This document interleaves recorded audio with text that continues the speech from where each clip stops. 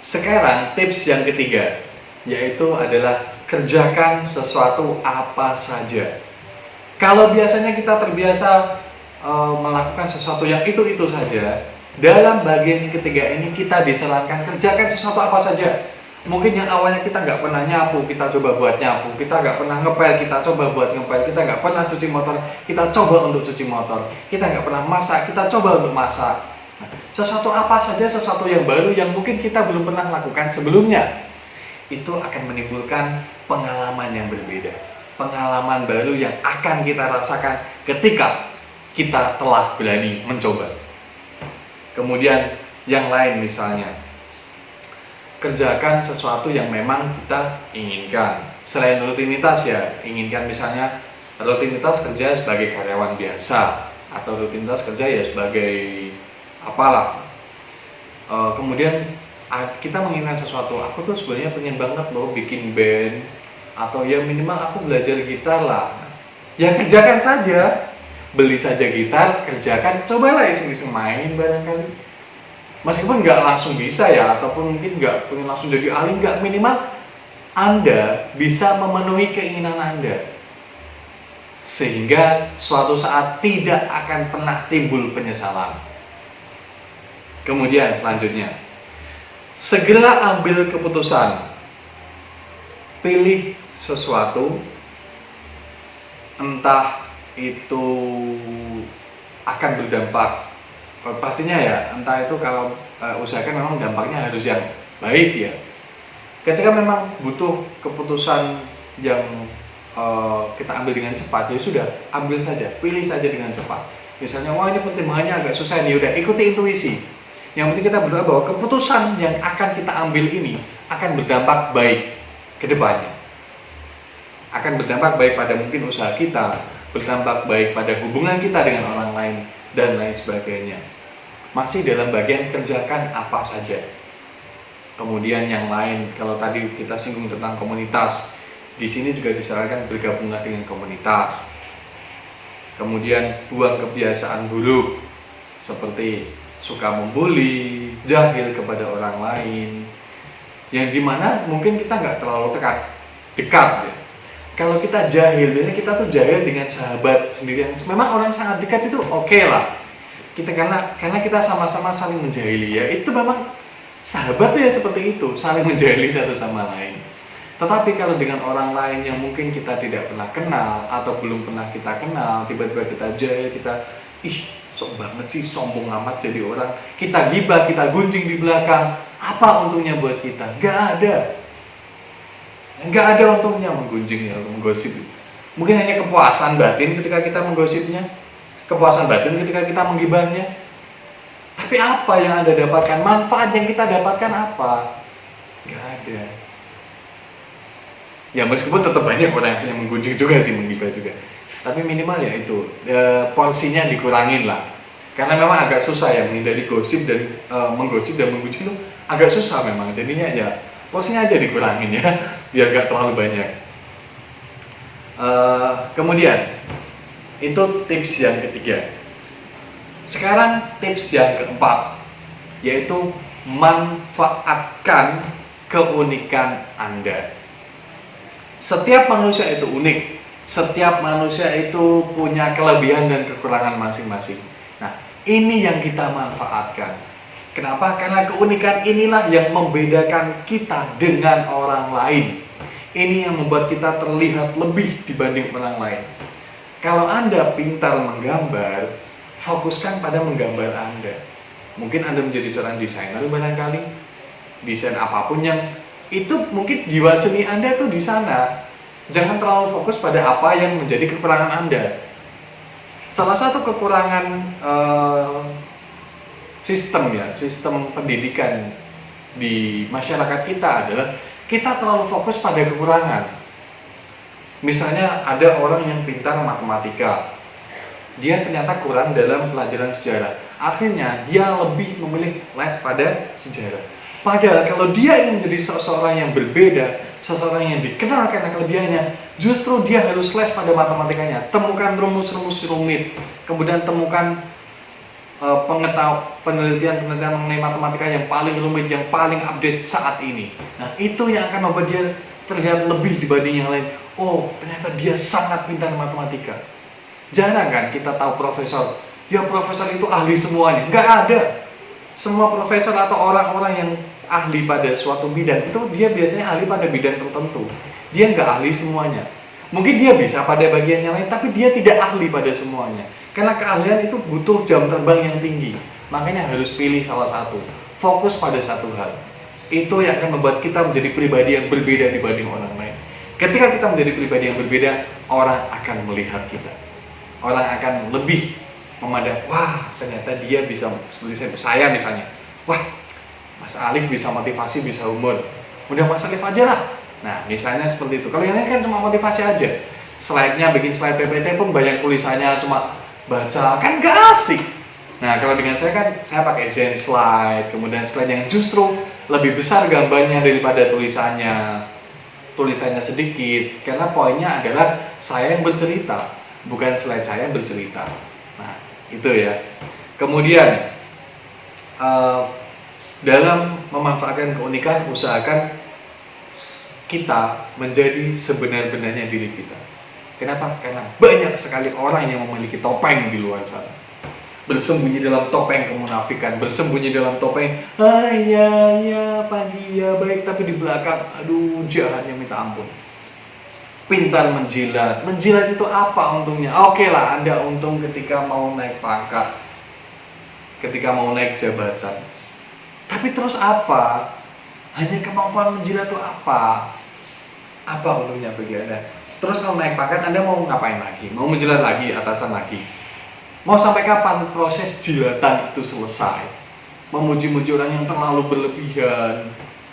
Oke, bagus, memuji itu bagus. Dan apresiasi memang bagus dan memang harus. Tapi kalau berlebih-lebihan kan jadinya menjilat itu. Terus apa untungnya? Kemudian dengan menjadi diri sendiri itu yang akan membuat orang lain tahu, oh ini diri kita.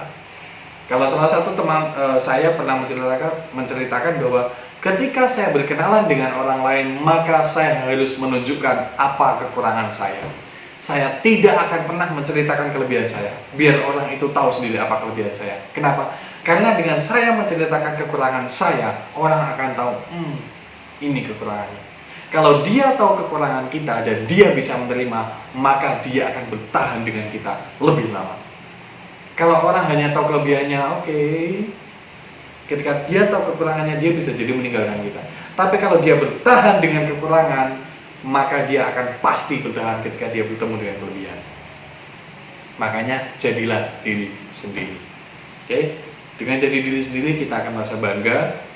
Dan salah satunya saran dari buku ini juga, ketika kita jadi diri sendiri, kita bergabung dengan komunitas, orang lain tahu dengan kita tahu keunikan kita, maka kita akan tahu kekuatan kita di mana, kemudian kita tahu kelemahan kita di mana, kemudian tahu sisi aktif kita, pasif kita, kemudian manfaatkan keunikan kita yang kita miliki, kita berikan manfaat itu kepada orang lain. Kemudian menuju ke tips yang kelima, miliki sebuah alasan. Jika Anda tidak peduli pada apapun, maka tidak seorang pun akan peduli pada diri Anda. Hukum tabur tuai, hukum sebab akibat, hukum apa yang kita tanam, maka itu yang akan kita tuai. Apa yang kita tanam, itu yang akan kita panen. Kita menanam ketidakpedulian, maka kita juga akan mendapatkan ketidakpedulian. Ada teman sakit, bodoh amat. Ada orang butuh bantuan, bodoh amat. Ada teman minta tolong, bodoh amat. Suatu saat ketika kita membutuhkan mereka, ya mereka juga akan bodoh amat kepada kita. Ih, siapa emang orang gua butuh bantuan, lu gak pernah bantuin? Lu aja ngilang, ngapain gua bantuin lu? Nah, kan jadinya seperti itu. Berbahaya ya, miliki sebuah alasan untuk melakukan sesuatu. Kemudian jangan membeli dengan pamrih. Ya, membeli aja, jangan dengan pamrih. Selanjutnya, uang memang sangat berharga. Artinya ketika kita mau membeli sesuatu menggunakan uang, maka miliki sebuah alasan yang kuat. Karena uang itu sangat berharga. Dan orang itu kebanyakan karakternya akan langsung dikenali ketika dia berurusan dengan uang. Ketika dia berurusan dengan uang, dia akan mudah dikenali karakternya. Apakah dia berhutang kemudian dia nggak bayar? Apakah dia berhutang kemudian dia lupa? Apakah ketika dia punya uang dia langsung foya-foya? Apakah ketika dia punya uang dia nggak mau berbagi? Itu semuanya akan diketahui ketika dia berhubungan dengan uang. Apakah dia mengambil uang yang bukan miliknya? Dan lain sebagainya. Orang akan mudah dikenali karakternya ketika bersinggungan ataupun berhubungan dengan uang. Kemudian ketika kita mau melakukan sesuatu, jangan pernah takut untuk gagal. Jangan pernah takut untuk nanti kalau malu gimana ya, nanti kalau ini gimana ya, nggak usah. Lakukan saja, kita mencoba sesuatu yang baru. Salah satu kalimat yang diberikan dalam buku ini, penonton tidak akan pernah menjadi berita dan pengamat tidak akan pernah mengubah sejarah. Artinya, jadilah pelaku dari sejarah. Miliki sebuah alasan untuk melakukan sesuatu, lakukan itu. Itu artinya kita menjadi pelaku sejarah. Kita yang akan ditulis oleh sejarah. Pengamat hanya sekedar berkata-kata. Penonton apalagi cuma diam saja. Tetapi pelaku akan bekerja. Kemudian dengan menjadi pelaku, kita melakukan hal yang penting di depan kita. Menaklukkan sesuatu yang menantang, menaklukkan sesuatu yang orang lain tidak mau. Itu yang akan membuat kita menjadi pribadi yang menarik, pribadi yang berguna bagi orang lain. Karena kita mau melakukan sesuatu yang orang lain tidak mau melakukannya.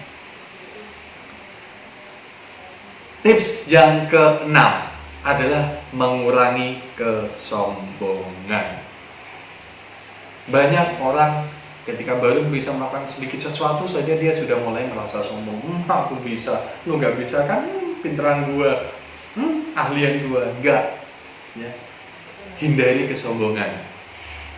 Jika keangkuhan itu lebih besar daripada keahlian, maka kita akan dihindari oleh banyak orang.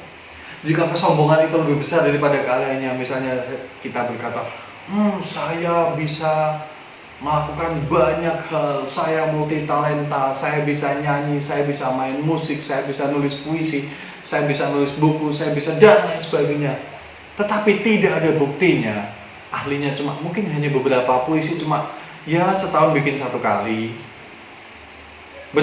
Nyanyi juga ya sebulan cuma sekali. Orang gak akan percaya meskipun kita berkoar kemana-mana, saya ahli ini. Tapi kalau gak ada buktinya, orang gak akan percaya. Orang akan menuduh sombong, padahal cuma setahun sekali aja dibangga-banggain, sombong amat jadi orang. Ketika orang sudah berkata, dia sombong, maka konsekuensinya adalah dia akan dijauhi oleh banyak orang. Karena sudah dianggap sombong. Orang sombong itu jarang punya banyak teman. Orang sombong itu ya karena dihindari banyak orang, akhirnya dia temannya sedikit. Temannya sedikit pun itu oke. Beruntung dia masih ada yang mau. Bayangkan kalau semua orang gak ada yang mau bermain dengan dia, bersahabat dengan dia, kan kasihan juga. Artinya di sini memang kita harus menghindari yang namanya kesombongan. Salah satu tips, salah satu hal yang bisa kita lakukan untuk menghindari kesombongan adalah kita menjadi pendengar yang baik. Menjadi pendengar yang baik, memahami orang lain, tidak langsung membantah. Itu akan membuat orang juga menghargai kita. Itulah kenapa Tuhan menciptakan 2 telinga dan 1 mulut, agar kita lebih banyak mendengar daripada bicara.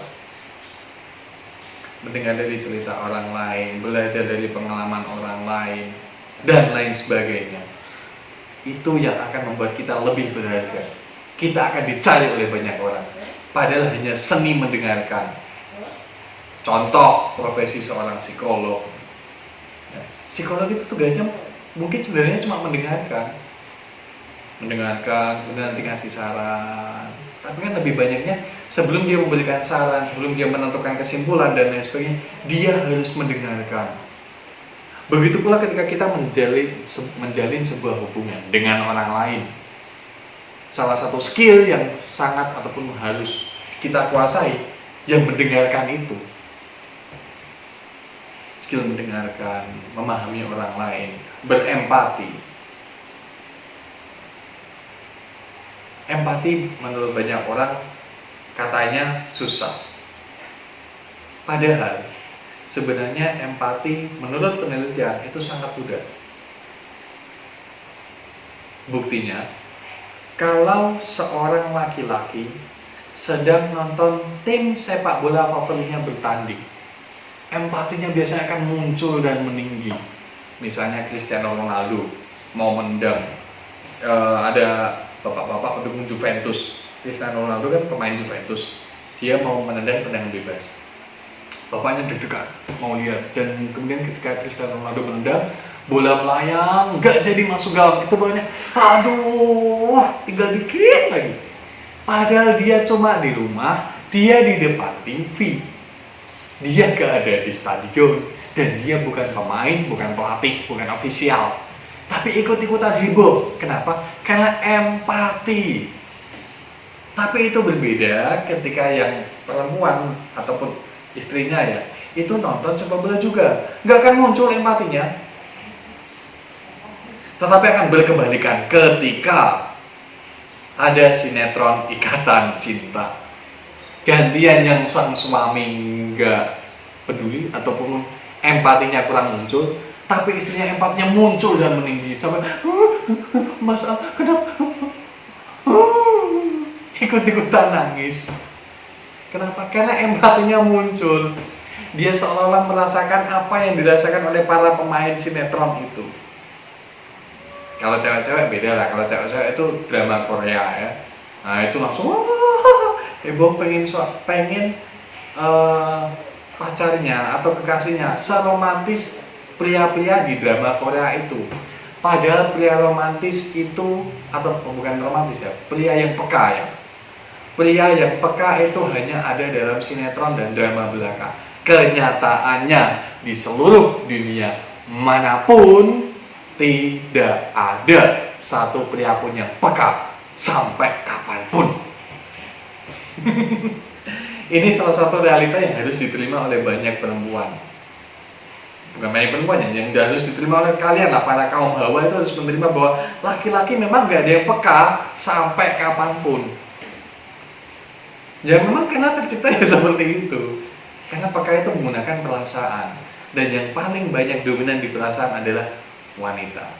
Itulah kenapa biasanya wanita mudah peka pada sesuatu, mudah berempati, mudah ngerasain temannya nangis dia ikut nangis, temannya sedih dia ikut sedih, temannya senang dia ikut senang. Karena perasaannya tinggi, ya empatinya tinggi. Sedangkan kalau laki-laki ya biasa aja, dia dominan pada pikirannya.